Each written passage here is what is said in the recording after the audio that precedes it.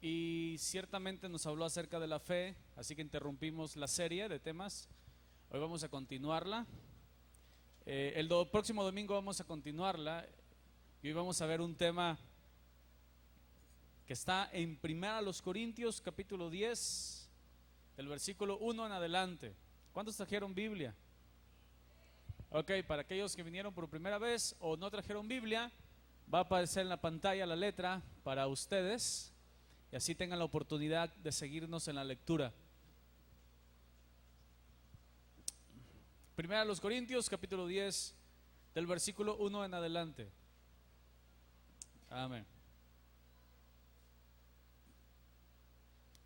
Dice así la palabra de Dios: porque no quiero, hermanos, que ignoréis que nuestros padres todos estuvieron bajo la nube y todos pasaron el mar, y todos en Moisés fueron bautizados en la nube y en el mar, y todos comieron el mismo alimento espiritual, y todos bebieron la misma bebida espiritual, porque bebían de la roca espiritual que los seguía, y la roca era Cristo. Pero de los más de ellos no se agradó Dios, por lo cual quedaron postrados en el desierto. Mas estas cosas sucedieron como ejemplo para nosotros, para que no codiciemos cosas malas como ellos codiciaron, ni seáis idólatras como alguno de ellos, según está escrito: se levantó el pueblo a comer y a beber, y se levantó a jugar. Ni forniquemos como algunos de ellos fornicaron, y cayeron en un día 23,000. No tentemos ni tentemos al Señor, como también algunos de ellos le tentaron y perecieron por las serpientes. Ni murmuréis como algunos de ellos murmuraron y perecieron por el destructor. Y estas cosas les acontecieron como ejemplo y están escritas para amonestaros a nosotros, a quienes han alcanzado los fines de los siglos. Así que el que piensa estar firme, mire que no caiga. No os ha sobrevenido ninguna tentación que no sea humana, pero fiel es Dios, que no os dejará ser tentados más de lo que podéis resistir, sino que dará juntamente con la tentación la salida, para que podáis soportar. Por tanto, amados míos, huid de la idolatría. Como a sensatos os hablo, juzgad vosotros lo que digo. Vamos a orar. Cierra tus ojos en unos instantes. Vamos a hacer una oración. Amado Jesús, gracias porque disfrutamos, Señor, los momentos de cantos, de adoración, a través de la música, a través de la alabanza. Es algo, Señor, hermoso, algo bueno, algo bello que edifica nuestra vida y nos eleva, Señor, a tu presencia. Ahora permítenos, Señor, con esa misma pasión, escuchar tu palabra y escuchar tu mensaje. Yo te pido que tú puedas encontrar en este lugar oídos dispuestos, prestos para escuchar, y corazones, Señor, obedientes para ejecutar, para llevar a cabo lo que han aprendido. Toma control, te pedimos que tú estés bendiciendo a cada persona aquí presente, Señor, con tu presencia y con tu entendimiento. Gracias, mi Cristo Jesús, te adoramos a ti, te exaltamos, Señor. Amén y amén. Amén. Te voy a incomodar un poco. Tómate unos segundos para saludar a 4 o 5 hermanos que tienes alrededor ahí. Bendícelos, sonríeles. No esperes a que ellos te sonrían, tú sonríeles a ellos. ¿Ok? Muéstrate amigo ahí. Y si no lo conoces, ¿verdad? No le mires feo, con más razón, salúdalo. Amén. En eso se manifiesta el amor de Dios también. Gloria a Dios.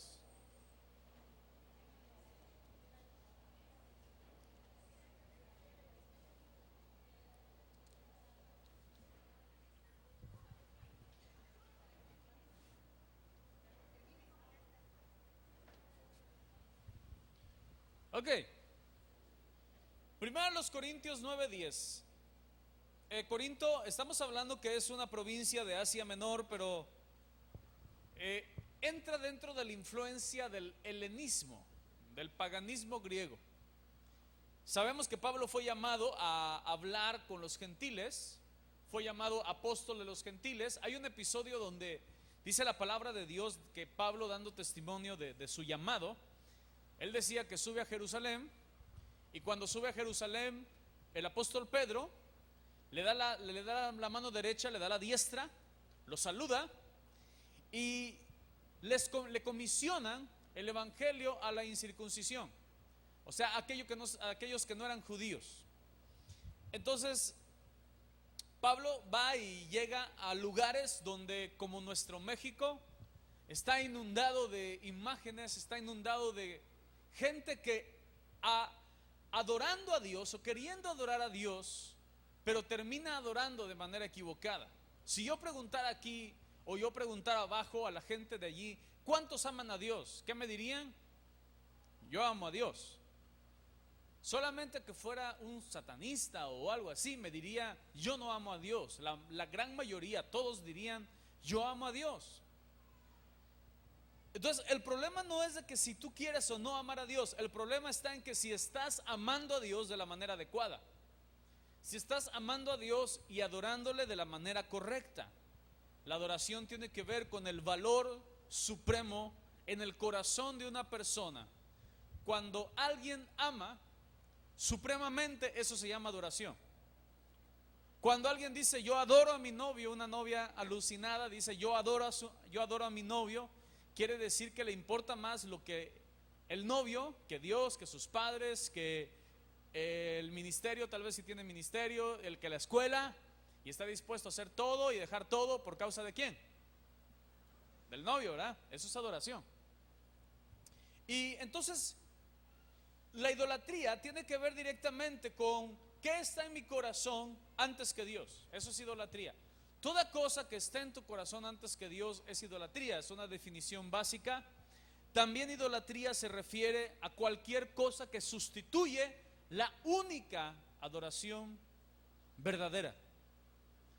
No hay dos maneras correctas de adorar. Si alguien dice yo adoro a Dios de esta manera y está bien, y alguien dice yo adoro a Dios de esta manera y está bien, de manera genérica no está correcto. Solamente hay una manera correcta de adorar a Dios, y es a través de su Hijo Jesucristo. Jesucristo dijo nadie va al Padre sino a través de mí. Él dijo también al Señor tu Dios adorarás y Él solo servirás. Y Tomás le pregunta, y el apóstol Tomás le pregunta, Señor, pero no conocemos al Padre. Y Jesús contestó, quien me haya visto a mí, ha visto al Padre. Entonces cuando tú adoras a Jesucristo, estás adorando al Padre, estás adorando al Espíritu Santo, y es la manera correcta. Vaya, es la manera correcta, es a través de Jesús, es el camino, es la puerta. Y idolatría es cuando alguien se emociona tanto con la obra de Pedro, con la obra de Pablo, con la obra de María, se emociona tanto con los grandes hombres de la fe como Policarpo, como Irineo, y comenzamos a hacer altares y levantamos nichos para adorar a la gente que adoraba a Dios. Y ahí tenemos un problema de idolatría. Pablo estaba en una situación peor todavía. ¿Por qué?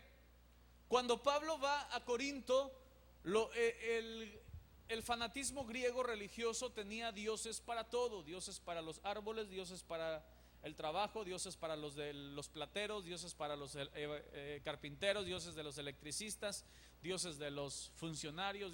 Cada uno tenía como que su propio dios particular. Y pues era buen negocio porque cuando comenzaban un culto a una deidad, pues hacían réplicas de oro, de plata, estatuas, y era un negocio la fe.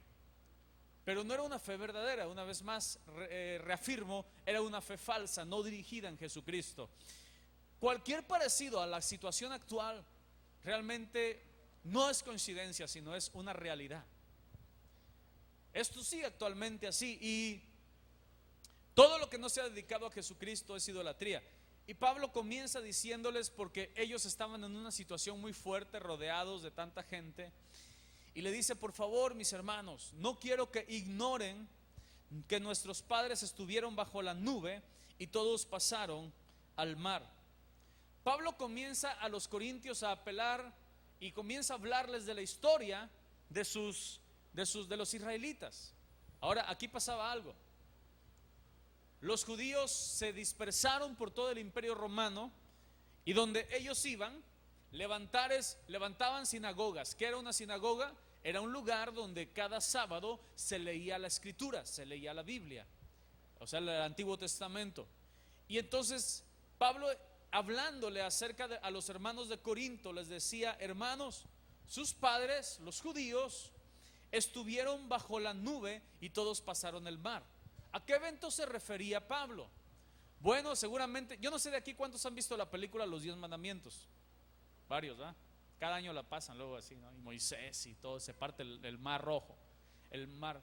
Y eso se refiere cuando el pueblo de Israel estuvo caminando bajo el desierto rumbo a la tierra prometida y estuvieron bajo una nube que los protegía de día y una columna de fuego de noche.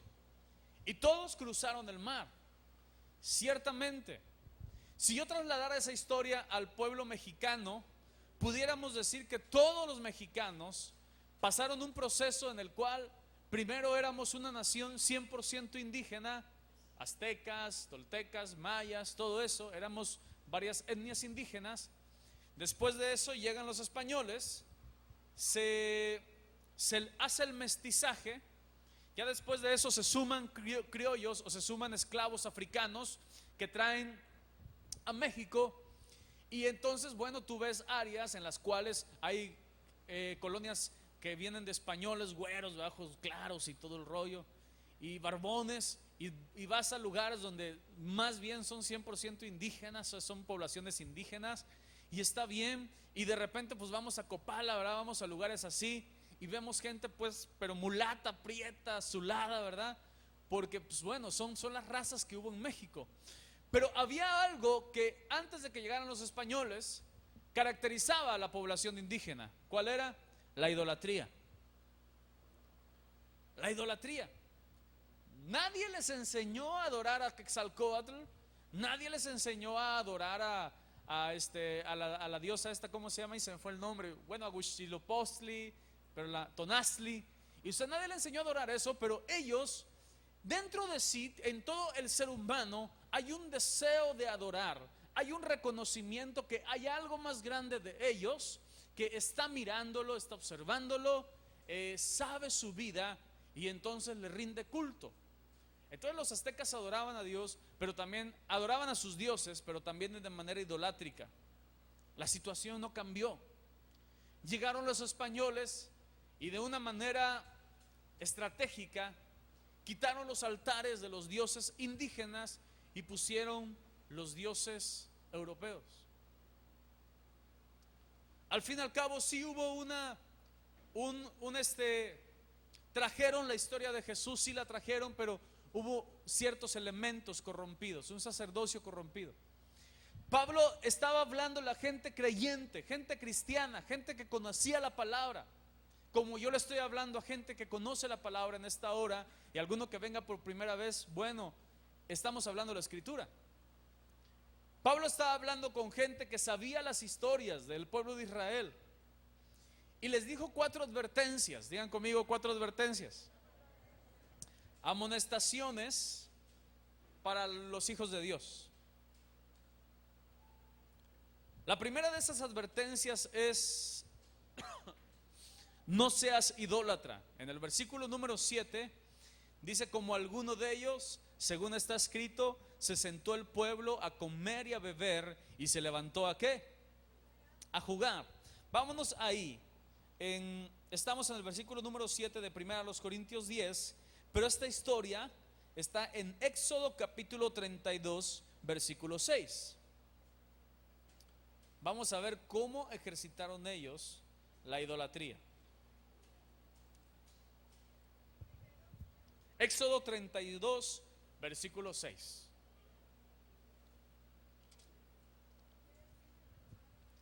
Antes de leerlo,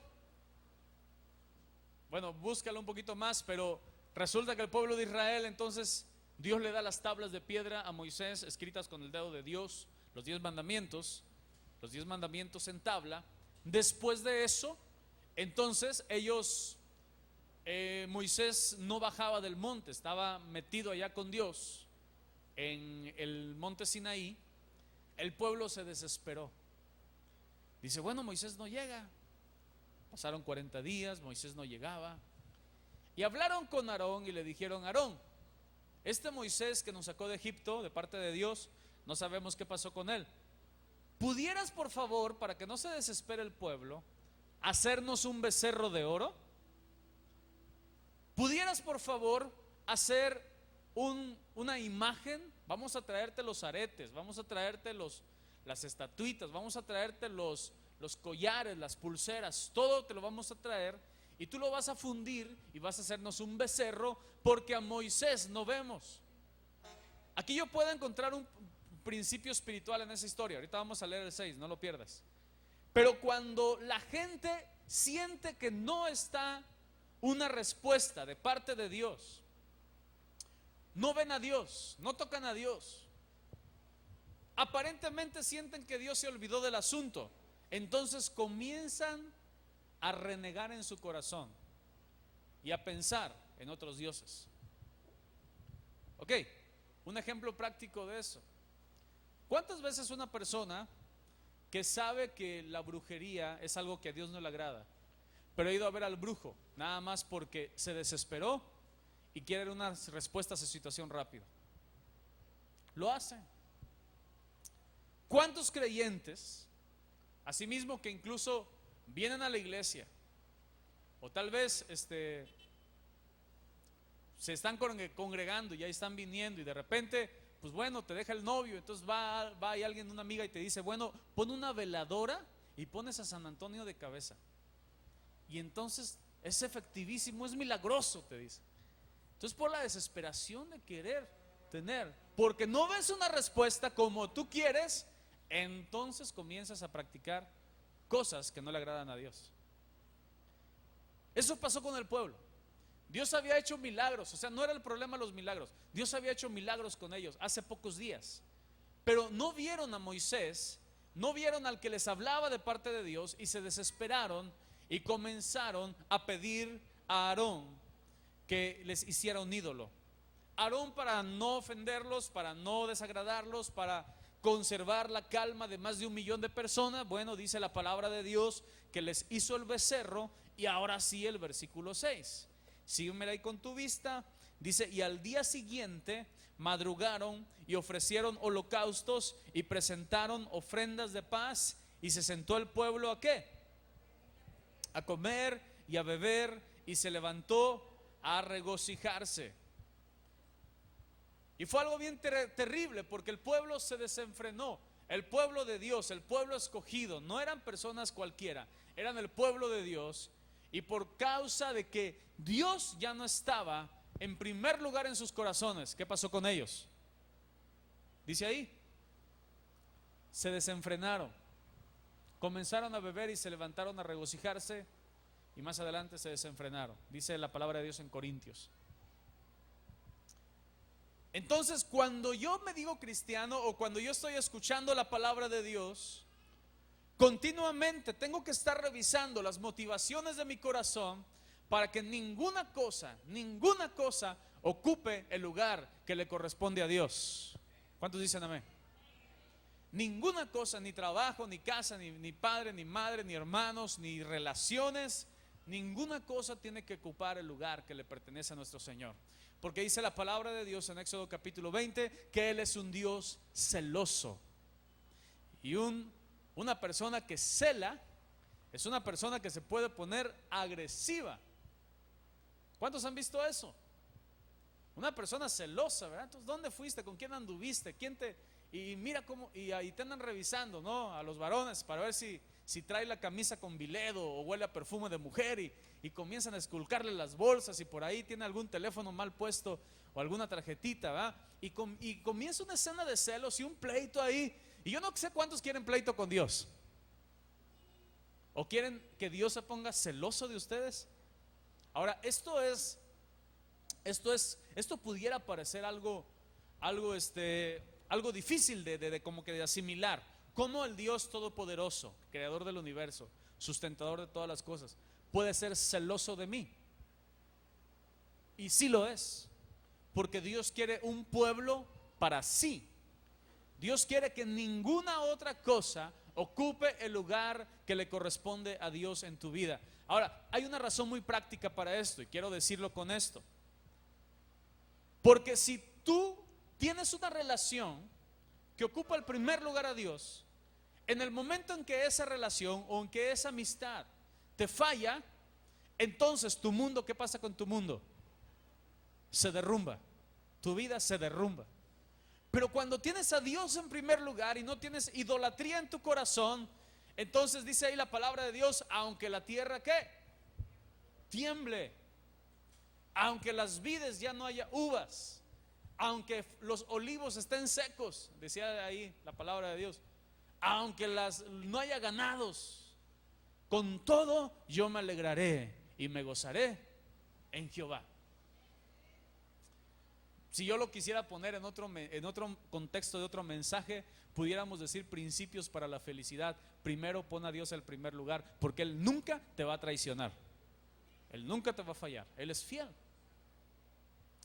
Y ese fue el problema del pueblo de Israel, y se sentaron a beber y se sentaron a embriagarse, se desenfrenaron. ¿Y sabes qué pasó? Bueno, entonces lo que dice la palabra de Dios, que dice que Dios los juzgó. Regresó Moisés del monte Sinaí, muy enojado, tiró las tablas de piedra al piso, se rompieron totalmente. E inmediatamente Dios comenzó a juzgar a su pueblo y murieron miles y miles en un episodio de idolatría.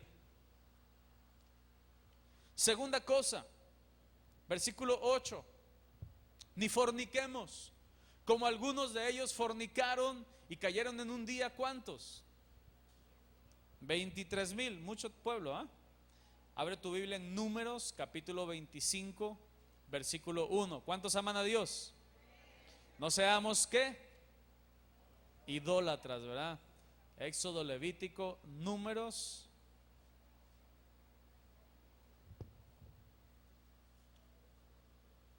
Por ahí estamos adelantito de Levítico, donde habíamos dicho. ¿Ya lo tienen? Números 25:1. Ahora te quiero contar la historia de esto. Entonces el pueblo de Israel siguió caminando, dejaron sus muertitos ahí por la idolatría, siguieron caminando. Y un rey preocupado, porque el pueblo de Israel era poderoso, era mucho, habían ganado ya batallas, y le dijo: oye, ¿cómo le haré? Y cómo llegó con sus consejeros, ¿cómo le vamos a hacerle contra Israel? Y un consejero le dijo: vete a ver al profeta Balaam, porque Balaam, Dios habla a través de él, y lo que él dice, y si él declara bendición contra un pueblo, ese pueblo es bendito, y si él declara maldición contra un pueblo, ese pueblo es maldito. ¿Cuántos creen que nuestra palabra tiene autoridad? Lo que nosotros decimos, mal decimos o bien decimos. Entonces ese profeta de parte de Dios tenía poder para declarar palabras de bendición o palabras de maldición. Y cuando llegan con el profeta, le llevaron mucho dinero y le dice: oye, quiero que maldigas a Israel, porque es un pueblo que es mi adversario, se me hace que me va a quitar la tierra. Y entonces Balaam se metió, empezó a hablar con Dios, comunicarse con Dios, y Dios le dijo: prohibido, y ni te atrevas a maldecirlos porque son mi pueblo. ¿Te imaginas? Eso es la protección ¿de quién? Entonces, ¿de qué te preocupa a ti que alguien te maldiga? Vamos manejando, ¿verdad? Y de repente alguien te dice: órale, y te da una maldición. Y tú vas, ¿verdad? Y te prendes también y le contestas una como, ¿verdad? Igual o doble, ¿verdad? Para no desentonar. Entonces, ¿tú crees que lo que dijo él contra mi vida me va a llegar? Si yo estoy bendecido, ¿por qué? Protegido, ¿por qué? Por Dios, ¿verdad? Entonces, no tengo ningún motivo ni para enojarme, ni para qué, ni para contestarle. Entonces llegan con Balaam peor y le dicen: oye, maldíceme este pueblo. Y Dios le dice a Balaam: no lo maldigas porque es mi pueblo y yo lo protejo. Y Balaam le salió y dice: y ni que me dieras todo el oro del mundo, no puedo maldecir al pueblo de Israel, porque es el pueblo de Dios. Dios me lo acaba de decir, noticia fresca. Y entonces se regresan una vez más y Balaam dice: no, mira, ve y ofrécele más dinero. Ya de por sí era mucha lana. Entonces llegan ahí con el rey llegan con el profeta y le dicen: oye profeta, nos mandó el rey y dice que te va a doblar, te va a dar más de lo que inicialmente te estábamos ofreciendo. Y Balaam dice: no, mira, híjoles, no puedo de veras, pero ay, es mucho dinero y tengo que pagar unas cuentas. Entonces, espérame, déjame preguntarle a Dios. Dios ya le había dicho que no. Entonces regresa con Dios: oye Señor, me trajeron más lana y pues no me has dado tú ahorita últimamente, entonces dame chance de maldecirlos, ¿no? Y no pasa nada. Y dice Dios: no. Ay, Señor, pero fíjate cómo es el Señor. Dice la palabra en Romanos, que dice que como en Romanos capítulo 1, como ellos no tomaron en cuenta a Dios, Dios los entregó a una mente reprobada para hacer cosas que no convienen y recibiendo la retribución de su extravío. Entonces tú comienzas a luchar con Dios: oye Señor, déjame esta chava. Y te dice Dios: no, porque mi palabra dejé dicho claramente que no te tienes que unir con aquellos que no comparten tu fe. Ok, no, pero es que me gusta. Y te dice el Señor: no, porque no tiene el temor mío en su corazón. Oye Señor, pero no voy a encontrar nadie como ella. Que no, te digo: Señor, pero mira, es que ya tenemos tiempo de novios. Y dice el Señor: hazle como quieras pues. Hacerle como que, ándale pues. Eso fue lo que le dijo Balaam. Y le dijo el Señor: ándale pues, ve, pero vas a decir lo que yo te diga.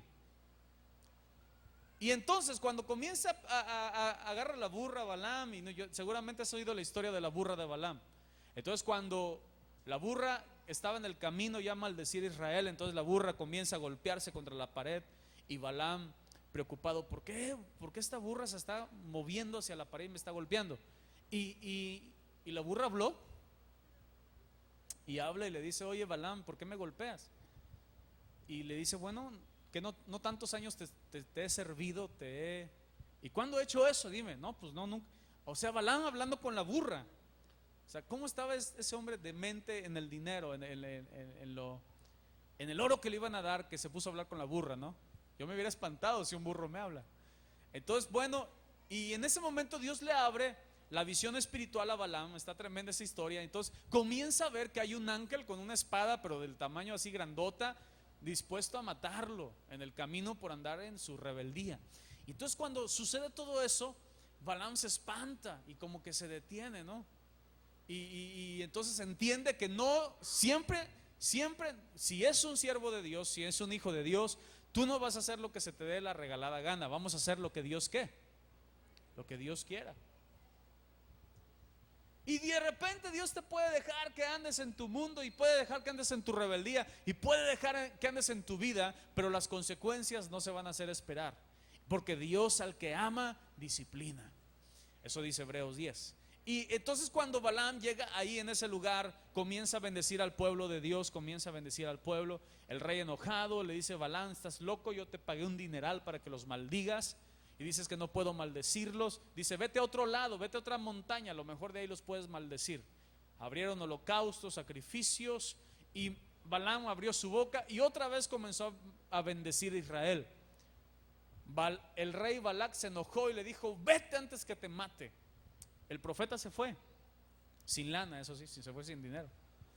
Pero Balaam quería la lana. Entonces lo que hizo fue mandarle un recado al rey y decirle: oye rey, mira, yo sé que te hice enojarlo otra vez, pero de veras no podía maldecir a Israel, pero yo sé cómo ellos mismos van a acarrearse la maldición a ellos mismos. Ve y encuéntrate muchas jovencitas guapas de tu pueblo, haz que se acuesten con los príncipes y comiencen a provocar a Dios a ira. Y eso pasó. Entonces comenzó el pueblo de Dios, dice la palabra de Dios, a fornicar, a corromperse. Ahora, aquí hablamos precisamente del pecado sexual. Nuestra sociedad actualmente, como está en este mundo, te venden sabritas y te ponen una muchacha sexy, ¿sí o no? Te están vendiendo unos cuadernos, escribe, ¿verdad? Y unas gomas para borrar y unos lápices y colores, y te ponen escenas sensuales, ¿verdad? Porque es lo que vende. Es una herramienta que el enemigo utiliza para los varones, para las mujeres, para los solteros, para las solteras. Entonces ahí tienes a la mujer frustrada porque su esposo pues no le pone atención, y ve el galán de telenovela y le dice: amor, tuyo es mi corazón. Y comienza una escena de beso apasionado, y la mujer dice: ay, cómo mi esposo no me trata así como este hombre. Y comienzan a suspirar y a incubar en su corazón escenas de adulterio, de fornicación, de lascivia. Y eso es lo que el enemigo aprovecha para meter en nuestra sociedad, precisamente una sociedad con los sentidos sensuales, la sensualidad muy excitados. Y eso también es un ataque contra los niños, un ataque contra todo tipo de edades. ¿Por qué? Porque es de las cosas que más tenemos que huir nosotros, de la impureza sexual. Cayeron en aquel día 23,000. Dice la palabra de Dios que los jóvenes, los príncipes del pueblo de Israel, empezaron a fornicar, empezaron a acostarse con las hijas del pueblo, del rey Balac, que eran idólatras. Y cuando se mezclaron, el enojo de Dios fue a tal grado que comenzaron a morir. Dios los fulminó en un instante, porque era gente que no solamente lo estaba practicando, sino que los demás lo consentían porque eran los príncipes. ¿Estamos entendiendo eso? Ahora yo quiero decirte algo, querido padre de familia. Tú eres un sacerdote de tu hogar. Dios te ha puesto como gobernante y administrador de tu casa. ¿Tú lo crees así? Si tú permites en tu hogar la impureza, si tú permites que tus hijos estén de un novio, otro novio, otro novio, y estén viendo lo que quieran en la televisión, programas lo que quieran en la televisión. Hay series de televisión que realmente no se trata más que escenas sensuales, bastante subidas de tono, y tú permites que ellos lo vean. Entonces tú lo que estás provocando es el juicio de Dios para tu casa. Estás provocando el juicio de Dios para tu hogar, porque Dios le dijo a Elí, escucha, Elí era un sacerdote, y tú permites que tus hijos y tus hijas se vistan como sea, hagan lo que quieran. Ay, bueno, es que es la moda estar sexy, es el dicho, ¿no? Y entonces nosotros mismos acarreamos el juicio de Dios para nuestra casa. Cuando Elí estaba muy viejo, el sumo sacerdote, dice la palabra de Dios, que en ese momento Dios le habló a través de Samuel y le dijo: Samuel, voy a destruir a la familia de Elí. Y le dijo Samuel: ¿qué pasa, Señor? ¿Por qué? Porque sus hijos tienen intimidad con las mujeres que van a servir en la iglesia. Elí lo sabe, ha llegado a sus oídos, y lo que hace es que nada más amonestarlos un poquito, se medio enoja con ellos, pero no les impide, no los juzga, no los aparta de ahí para que yo los destruya. Y entonces Dios tuvo que juzgar el pecado de los hijos de Elí, porque su padre no supo ser sacerdote de su casa. Era sacerdote del pueblo de Israel, pero no supo ser sacerdote de su casa. Madre, tú estás llamada a ser la guarda espiritual de tus hijos. ¿Cuántos dicen amén? Hay que tener valor en esto. Entonces murieron los príncipes, murieron los jóvenes, murieron 20 y tantos mil personas ese mismo día. Dios nos manda que de muchas cosas huyamos de la fornicación. ¿Sabes cuál es el problema? Que cuando tú quitas a Dios de tu corazón, cuando tú quitas a Dios del primer lugar de tu corazón, entonces cualquier cosa puede entrar en tu corazón, porque el único que guarda tu corazón en santidad, lo único que guarda tu corazón en pureza, es el temor a Dios. Es lo único. Y cuando quitas el temor a Dios y comienzas a adorar otras cosas, entonces todo lo demás puede pasar. Hoy número 2, huí de la fornicación. Número 3, versículo 9: ni tentemos al Señor. 1 Corintios 10:9. Ni tentemos al Señor, como también algunos de ellos le tentaron y perecieron por las... A ver, ya se me perdieron, ¿va? 1 Corintios 10, versículo 9. Dice ahí la palabra de Dios: ni tentemos al Señor, como también algunos de ellos le tentaron y perecieron por la serpiente. Abre tu Biblia en Números 21:6. Números 21:6.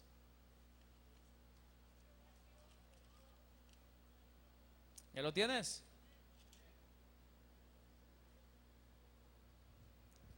Escucha esto.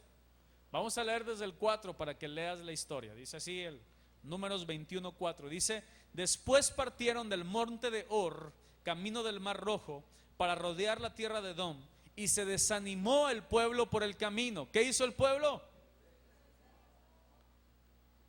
Y habló el pueblo contra Dios y contra Moisés: ¿por qué nos hiciste subir de Egipto para que muramos en este desierto? Porque no hay pan ni agua, y nuestra alma tiene fastidio de este pan liviano. Y Jehová envió entre el pueblo serpientes como ardientes. Oye, eso está tremendo, imagínate, serpientes ardientes. O sea, eran como que no era algo natural, eran serpientes que Dios había enviado. Aguas. Que mordían al pueblo, y murió mucho pueblo de Israel. Entonces el pueblo vino a Moisés y dijo: hemos pecado por haber hablado contra Jehová y contra ti. Ruega a Jehová que quite de nosotros estas serpientes. Y Moisés oró por el pueblo. Y entonces Jehová dijo a Moisés: hazte una serpiente ardiente y ponla sobre un asta, y cualquiera que fuere mordido y mirare a ella vivirá. Y Moisés hizo una serpiente de bronce y la puso sobre un asta, y cuando alguna serpiente mordía a alguno, miraba a la serpiente de bronce y vivía. Vamos a ver algunas de las características, cómo ellos pusieron a prueba, pusieron a tentación a Dios. Dios les había dicho que cruzaran de Egipto hacia la tierra prometida, y ya después se fueron caminando por el desierto. Les faltó de todo. Les faltó el pan, les faltó el agua, les faltó. Y Dios, para que comieran, les comenzó a mandar el maná. ¿Quién se acuerda de esa historia? El maná era un panecito, ¿verdad? Muy chiquito, como hojuelas, que caía en la mañana, y entonces las personas lo tenían que recoger, y nada más duraba un día. Porque si tú lo guardabas el maná para otro día, se podría. Y entonces, pero el fin de semana, que el sábado Dios les dio la orden que no trabajaran los sábados al pueblo de Israel. Entonces el fin de semana el maná duraba más, porque Dios no quería que el sábado ellos se entretuvieran en otra cosa más que buscarlo y consagrarse para Él. Eso quiere decir que Dios es tan celoso de la relación que tiene conmigo, que cuando yo estoy hablando con Él, que cuando yo estoy concentrado con Él, Él considera una falta de respeto que yo lo abandone a Él, abandone su presencia por ir a buscar las cosas materiales. Eso para Dios es una ofensa. Y es como si yo estuviera, la otra vez me voy a balconear a mí mismo, me voy a criticar a mí mismo.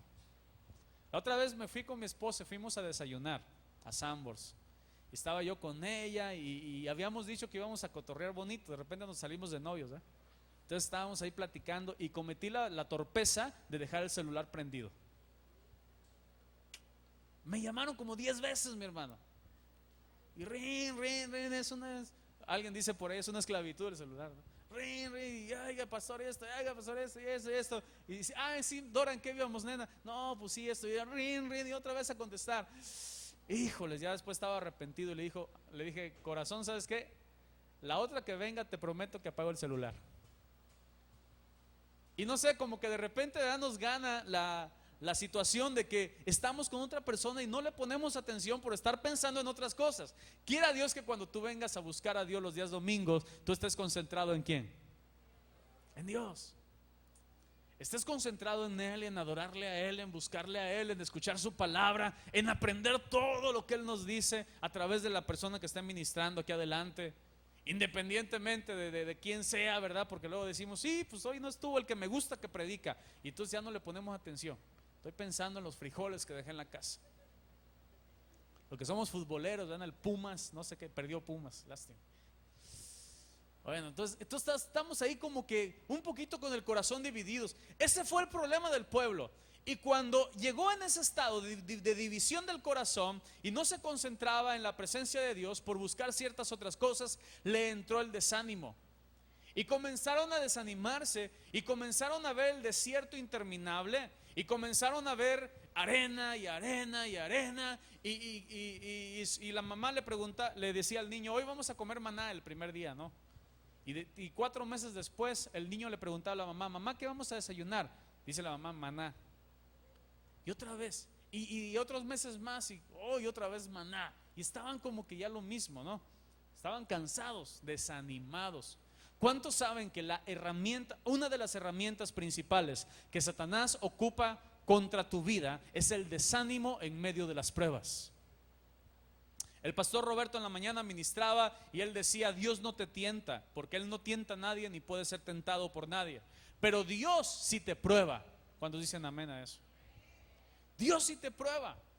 Oye, si aquí viene alguien y me dice: oiga, yo sé pintar y no sé nada de él, no tengo ninguna recomendación de él, al menos le voy a decir: bueno, mira, píntate ese pedacito de pared, y si lo pintas bien, voy a considerar darte más trabajo. Voy a probarte, ¿eh? Entonces ya si veo que lo hace bien, pues ahora sí lo recomiendo y le digo: no, pues mira, hermanos, con él, porque él pinta bien y no te cobra tan caro, ¿no? Pero si nosotros probamos a la gente para ver si es cierto lo que dicen. Dios quiere probar en nosotros para ver si hay fidelidad, para ver si hay integridad, para ver si de veras nuestra relación con Él es de mentiritas o es de qué, o es de veras. Entonces si alguien pues dice: amo a Dios, bueno, dice Dios: muy bien, voy a probar tu corazón. Y no es porque Él no lo sepa. Él sabe si lo amamos o no lo amamos, o lo medio amamos. Él lo sabe. ¿Cuál es el problema? Dios quiere que tú te enteres. Dios quiere mostrarte a ti para que te veas en un espejo y digas: pues es que Señor, no te amo lo que debería y realmente no pasé la prueba. Perdóname y ayúdame, ¿no? Pero entonces cuando Dios comienza a tratar así con el pueblo de Israel y están en el desierto y les comienza a probar en cuestión de la murmuración, en cuestión de en esta situación de estar soportando comer lo mismo cada día en el maná, pues bueno, dice la palabra de Dios que se desanimaron, no aguantaron la prueba. Espérame, se me perdió aquí el versículo. No aguantaron la prueba. Y cuando pasó todo eso, comenzaron pues a murmurar del Señor. Dice la palabra de Dios en el Números 21, versículo 5, donde estábamos. Dice: y habló el pueblo contra Dios y contra Moisés: ¿por qué nos hiciste subir de Egipto para que muramos? Porque no hay pan ni agua, y nuestra alma tiene fastidio de este pan que Dios nos envía. ¿Quién estaba enviando el pan? ¿Y de qué estaban fastidiados los israelitas? De lo que Dios enviaba.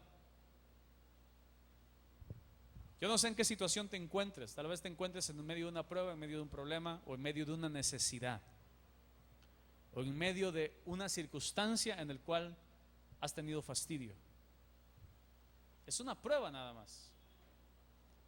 Pero aún en medio de la prueba, Dios está contigo proveyéndote.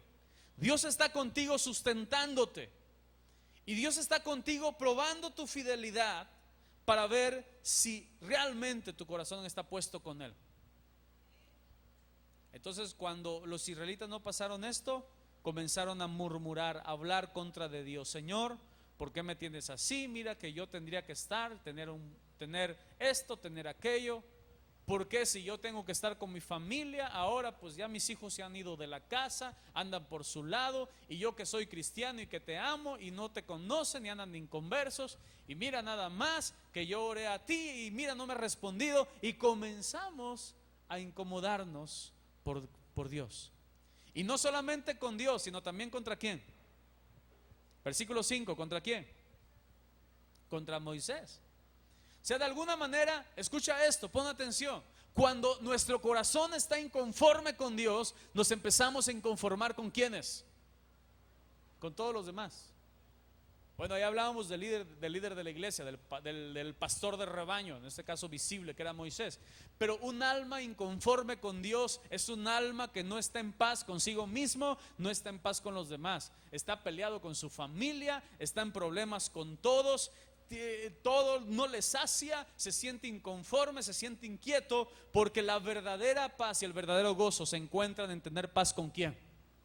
Con Dios. Ese fue el problema del pueblo de Israel. Y murieron, Dios envía las serpientes, murieron, pecaron, Moisés oró por el pueblo, Dios los perdonó, dice la palabra de Dios. El siguiente domingo vamos a hablar de la cruz, no te lo pierdas, va a estar buenísimo. Dice la palabra de Dios que Moisés levanta una serpiente en un palo, en un asta, y cuando miraban a la serpiente, entonces la gente era sanada. Y Jesús decía, y como Moisés levantó la serpiente en el desierto, así es necesario que el Hijo del Hombre sea levantado, para que todo aquel que en él crea no se pierda, mas tenga vida eterna. Entonces, este evento apunta a Jesús.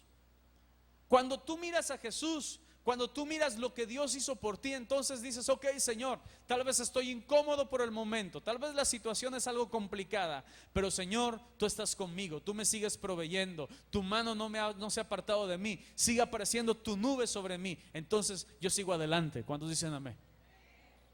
Yo sigo adelante. Entonces la gente vivía, pero tenemos que aprender, dice la palabra de Dios, a no tentar al Señor con nuestra inconformidad, con nuestra mala actitud. No tentar al Señor con nuestro rechazo a la bendición que Dios te da. Si Dios te da mucha bendición, amén, Señor, gracias. Si Dios no te ha bendecido demasiado, tal vez en cuestión de cosas materiales, amén, Señor, también gracias, porque lo principal es que tú lo tienes a Él.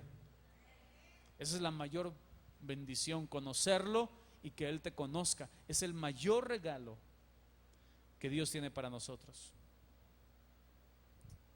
La cuarta cosa es la murmuración. Ni murmuren como algunos de ellos murmuraron y perecieron por el destructor. Y aquí la murmuración tiene que ver acerca de parlotear, acerca de decir, acerca de pronunciar palabras malignas contra una persona o también contra Dios. Eso es la murmuración. Pronunciar palabras malignas. Es pariente, sinónimo, hermano del chisme. Un chisme es cuando tal vez estés diciendo inclusive alguna verdad. No necesariamente el chisme tiene que ser la mentira, pero cuando esa verdad no eres capaz de decírsela de frente a la persona y la dices a sus espaldas, se la dices a otra persona para dañarlo, eso se llama ¿cómo? Chisme, murmuración. Todo eso está en contra de la voluntad de Dios. Dice el versículo 11, y estamos concluyendo con esto. Dice, y estas cosas les acontecieron. Digan conmigo, les acontecieron. Ok, ¿para qué? Como ejemplo, y están escritas para amonestarnos a nosotros, a quienes han alcanzado los fines de los siglos. Así que el que piensa estar firme, mire que no caiga. ¿En qué no caigas? Una, ¿en qué? En idolatría. 2, fornicación. 3, inconformarte contra Dios, poniéndolo, tentándolo. 4, murmurar. No murmures. Y entonces todas estas historias de la palabra de Dios, Dios nos dice, mira, ¿te acuerdas de la historia de Sansón? Cómo Sansón estaba fuertote, ¿verdad? El galán de Televisa, galán de telenovelas. Y entonces las chavitas se le acercaban y dicen, ¡ay, mira, wow, qué guapo está ese cuate! Y la greñota que tenía Sansón, ¿verdad? El pelo bonito y todo. Y entonces Sansón se envaneció tanto por su fuerza y su belleza que desechó el consejo de Dios. Y Dios dejó esa historia de Sansón como ejemplo para nosotros. Digan conmigo, es para mí, para quienes han alcanzado los fines de los siglos. ¿Cuántos quieren llegar un día delante de la presencia de Dios y recibir su entrada en el reino de los cielos? Entonces tú y yo tenemos que estar firme. Estar firme. Música, ayúdenme. Estar firme para no caer. El que piensa estar firme, mire que no caiga.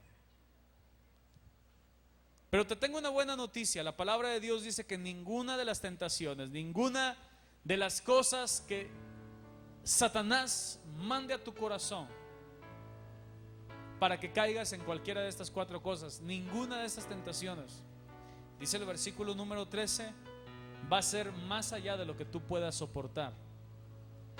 Nada de lo que te desafíe a abandonar el camino de Dios va a ser más fuerte del poder que Dios ha puesto en tu vida. Nada de lo que el infierno pueda soplar en tu contra Nada de eso va a ser más fuerte que lo que Dios ha puesto en tu corazón. Solamente cree y confía en Él. Te voy a pedir en esta hora que te pongas de pie. Y dice el versículo 14: por tanto, amado, huye de la idolatría. Condúcete con sensatez.